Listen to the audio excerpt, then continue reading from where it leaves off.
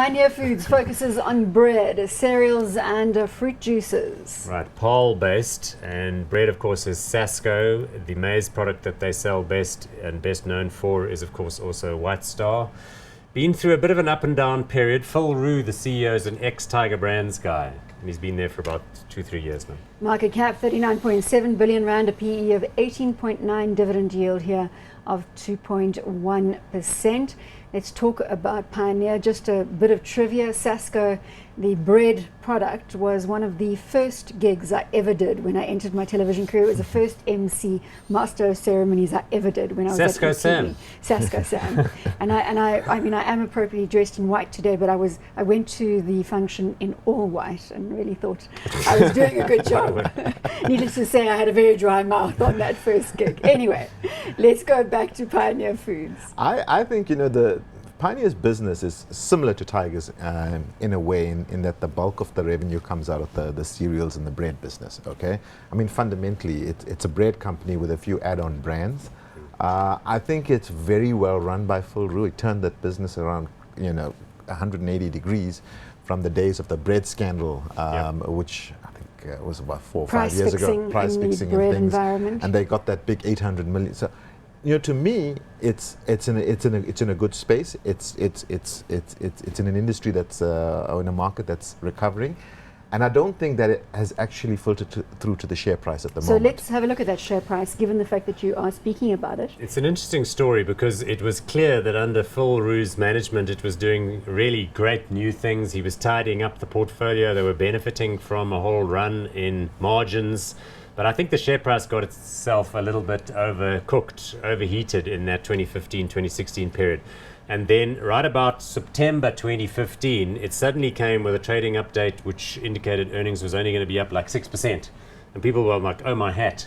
So that's where it fell precipitously into the beginning of 2016. But it seems to be kind of back on track because the same following wind situations with better margins because of the ending of the drought and some of the other things will now start to assist. Well, it also comes back to that old argument that as investor relations team of a listed company, you need to set expectations for the market. Then you won't see falls of that nature and the market being caught unaware by an earnings number that isn't what was in line with expectations. Yeah, listen, I mean, the previous year they grew earnings 23-24%. So, when you set those sort of expectations for investors and then you come out and say, right, earnings are going to be up 6%, you can understand why investors are going to run for the hills.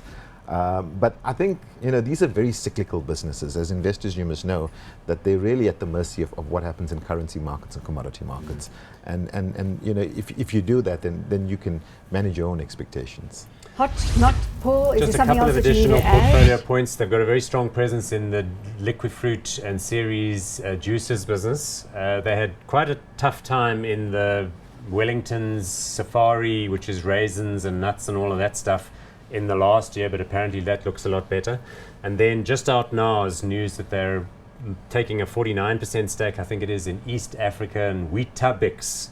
Because remember, they own the Weet-Bix brand here, but Weetabix, which is a UK product, has like an East African operation, and now Pioneer is going to be a 49% Now, isn't that stake interesting in it. that we're seeing Tiger Brands extricating itself from its Africa expansion and Pioneer forging ahead?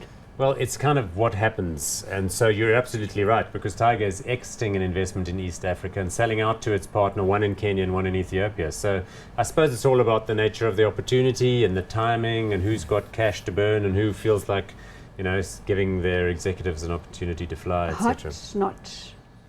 I'm inclined to go back hot again. I know I'm the optimist here today, but I think the following wind from better weather conditions, etc., better outlook, interest rates maybe stabilizing, all of that stuff. Just remember, I'm not allowing you to have any more consumer exposure. So I can be hot on them, which doesn't mean that we're necessarily You just cannot buy any, because we're fully yesterday invested you in the told me, portfolio, you so we agreed with save. me that you shouldn't have had so much consumer exposure through this last period. Do not go back on that. However, Stand if you don't warned. own them, you can still consider it. So Yes, but we're not going to be considering it. Hot or not, I'm going to go hot on this. You're I like hot on these this. operators.